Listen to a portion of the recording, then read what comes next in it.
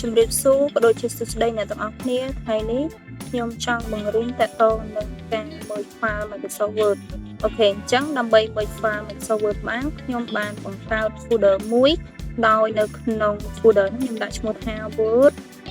merge Word document អូខេអញ្ចឹងយើងទៅមើលនៅក្នុង folder នឹងទាំងអស់គ្នាអូខេចាប់ដើមអញ្ចឹងនៅក្នុង folder នឹងខ្ញុំបានបង្កើត file ចំនួន3 file ហ្នឹងគឺខ្ញុំអត់ទាន់បានមើលទេគឺខ្ញុំបង្កើត3ហ្នឹងដើម្បីមើលឲ្យអ្នកនរគ្នាឃើញថាតើយើងមើល file Microsoft Word ហ្នឹងតាមរបៀបណាអញ្ចឹងនៅក្នុងនេះខ្ញុំមាន file ចំនួន3អូខេអញ្ចឹងខ្ញុំនឹងមើលឲ្យមើលហើយមុននឹងការមើលខ្ញុំចង់នាំអ្នកទាំងអស់គ្នាទៅកាន់ website របស់ Microsoft Office សិនថាតើ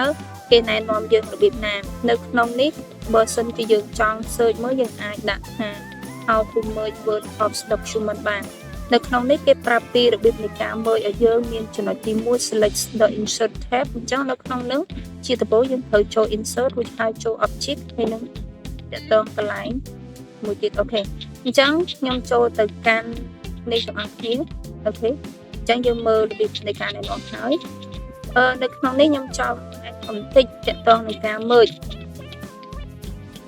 ដោយសារតែបើដើម្បីមើល file Microsoft Word បានយើងអាចឈរនៅលើ file ចាស់ហើយមើលពី file ខាងក្រោមនឹងចូលក៏បានឬក៏យើងចង់បង្កើត file ថ្មីមួយទៀតដាច់ដោយឡែកពីគ្នាក៏បានដែរតែបើសិនជាយើងចង់បង្កើត file ថ្មីមួយដាច់ដោយឡែកពី file 3នឹងហើយមើលអា3 file នឹងចូលគ្នាបានដូចគ្នាគ្រាន់ថាទំហំ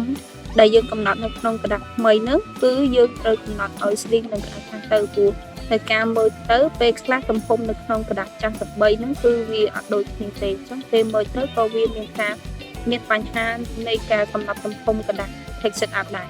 អញ្ចឹងដើម្បីកុំឲ្យមាននៃសំញាំយើងអាចបង្កើត file ថ្មីក៏បានឬក៏យើងអាចឈរនៅលើ file ចាស់ហើយមើលអាពី file ដែលយើងចង់មើលហ្នឹងទៅបន្ថែមពីលើក៏បាន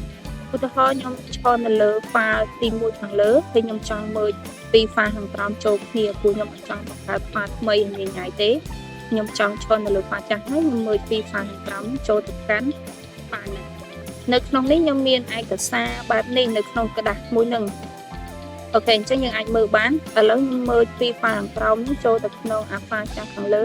អូខេអញ្ចឹងដើម្បីមើលបានជាដំបូងយើងចូលទៅលើទីតាំង insert បន្ទាប់មកយើងចូលទៅលើទីតាំង object រួចហើយយើងយកទីក្រុម file អូខេអញ្ចឹងចូលដល់កន្លែងនេះយើងត្រូវទៅស្វែងរក folder ដែលយើងបានរក្សាទុក file ដែលយើងចង់មើល file ចូលអញ្ចឹងខ្ញុំទៅយក folder ដែលខ្ញុំបានរក្សាទុក file សម្រាប់មើលហ្នឹងគឺ merge Word document ហ្នឹងអូខេអញ្ចឹងមកខ្ញុំឈរនៅលើ file ចាស់ហើយអូខេនោះយើងអាចមើលបានអញ្ចឹងខ្ញុំមើលពី file ខាងក្រោមនឹងចូលទៅកាន់ file ខាងលើហ្នឹងអូខេអញ្ចឹងខ្ញុំ select ពី file ខាងក្រោមហ្នឹងហើយខ្ញុំចុច insert មកនេះយើងបានមើលវាបានជាការស្ដាច់អញ្ចឹងតើតើនឹងការមើល file Microsoft Word ឲ្យបានត្រឹមត្រូវគឺយើងត្រូវធ្វើតាមវិធីហ្នឹងទាំងអស់គ្នា